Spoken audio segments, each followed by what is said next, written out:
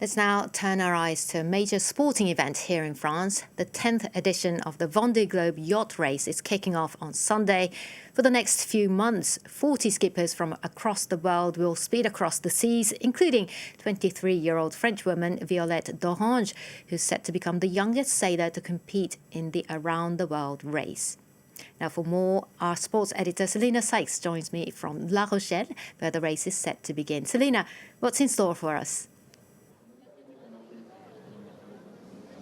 Well, Luke, as you said, the Vendee Globe is the world's greatest sailing race. It's known as the Everest of the seas because it is just so challenging. A record 40 skippers will be taking part this year, including Conrad Colman, who joins me now on France 24. Thank you so much for being with us. Thank you. It's a pleasure. Welcome on board.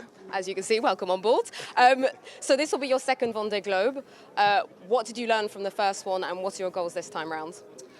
The last one was incredibly challenging. I never imagined that anybody's going to have an easy Vendee Globe. As you said, this is the ultimate challenge in sport.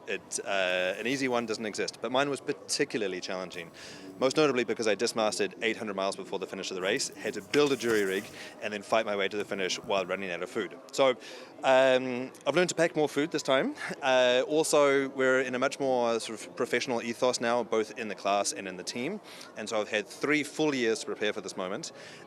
Now I can confidently say I'm ready, the boat's ready, and I'm here to have fun and enjoy the 45,000 kilometers that are in front of me. So in 2016, if I understand correctly, you were the first skipper to have done this race, complete this race with 0 emissions. Is this something that's very important to you? And can you explain to our viewers what exactly this entails and what's different to how you do the race compared to other competitors? Yeah, well, growing up in New Zealand, I was particularly connected to nature and its protection. And when I started my campaign 8 years ago, I wanted the race to be a reflection of my own personal values. And also I'm kind of a geek when it comes to renewable energy, so I wanted to push that as hard as I possibly could as well.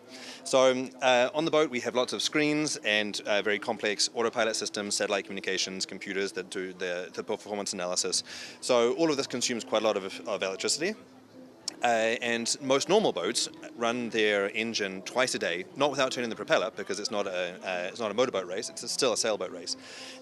So they charge with the diesel engine, and will use up 200 to 300 litres of diesel during the course of the race to keep the lights on. And me, I built this roof and put solar panels all over it. And so I have covered the boat from bow to stern with solar panels, and then I have a couple of special generators, turbines that go in the water behind the boat. And so as the boat advances through the water, that turns the turbines and that charges the boat. And so a little bit different from what I did in 2016, but certainly I'm preparing the class for what's going to come in 2028.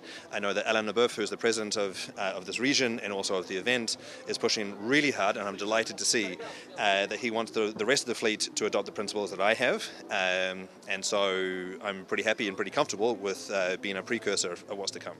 So that's a big challenge in itself, but obviously another big challenge of this race, it's solo, around the world, without assistance. How do you prepare yourself mentally? It's 2 to 3 months by yourself. That's a lot of time alone. How do you prepare yourself for that? Well, sailing a boat like this, particularly solo, is incredibly challenging. And so I sort of have a bit of a chuckle when people ask if I get bored, because there's an enormous amount of things that need to be done, from the sort of mechanics of sailing the boat, to planning the route, to looking after myself, to maintaining all the systems on board, and then if I get the chance, having a bit to eat and have a sleep from time to time. So the solitude is not really something that concerns me. I don't do it by default. I do have friends and I enjoy coming home, but for me, what excites me about this race is the fact that it's solo, is that by myself I need to have the competence, have the patience, and have the physical, mental and emotional capability of managing myself and managing the boat in all circumstances. So for me, that's the ultimate goal. Thank you very much, Conrad, for joining us, and good luck tomorrow. So there you have it. 40 skippers taking part this year, 11 nationalities, which is a record, including Conrad, who is from the US and New Zealand. So stay tuned for more tomorrow. That was Selina Sykes reporting from La Rochelle with Conrad Colman aboard his yacht.